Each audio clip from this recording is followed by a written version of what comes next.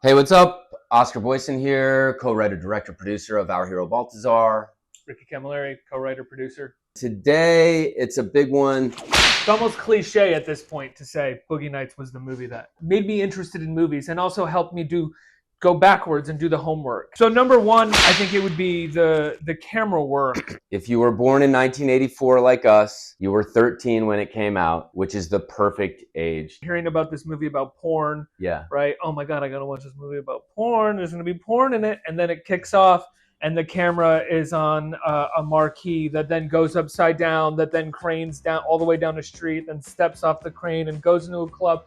All of which is sort of like old hat nowadays because TV shows like The Studio do it, or it seems like The Oner has become very fashionable. But in the 90s, it was like a pretty rare thing to try to stage a Oner because it took a lot of work. We had a little bit of steady. We had a little bit of dolly. I think it was a limited toolkit for the most part, but more than the way, like the exact technical way that he's using the camera, there's just so many shots that when you watch Boogie Nights, you lean in, you remember them, you know, the way they're put together.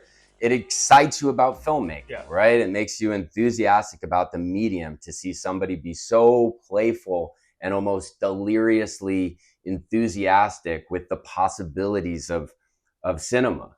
Boogie Nights makes us think of how can we give them that at the budget level that we're working at. What Oscar and our director of photography, Christopher Messina, landed on, which was so smart, which was like remaining handheld, remaining fluid, so that we could cut in a way that was unexpected and the camera could move in an unexpected way. And for us, there are ways to be as excited about blocking and camera and, the dance that the camera and the performer does together as you get in that opening shot or the famous pool shot in Boogie Nights.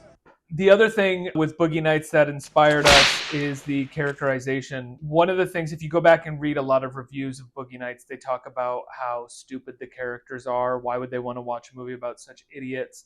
And I think for us, that with Bully, we talked about this. That's a humanizing factor. So funny when Mark Wahlberg meets John C. Reilly for the first time, and they're going over how much each other bench, and they're one-upping each other, and then Riley says, people tell me I look like Han Solo. Right. And then the scene where they're trying to get the demo tapes from Michael Penn and Robert Downey Sr. And those are gold. Yeah, right. that heart and soul. They're diluted, but it makes you love them even more because they're trying something and they believe in themselves, whether they're actually talented or not. Even if you don't necessarily want to be one of these characters, you find something that you do love about them and are interested in and curious about and wouldn't have maybe the experience in real life. And that, at least for me, keeps bringing me back to Boogie Nights. Number 3 is, I'm going to call it the doomed loop. When you write a story, you're sort of made to feel like the character has to change. At the end of it, you feel like they're right back where they started and not that much has actually changed, right? Like they haven't had a big life lesson or something like that. But you've gone on a ride with them. You've changed because you've experienced these highs and lows of their life. We have to live the same life with a new awareness. And that in itself is change.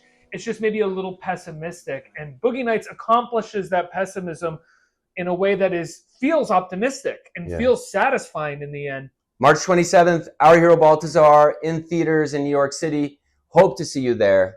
Take a shot at friendship. Take a shot at friendship.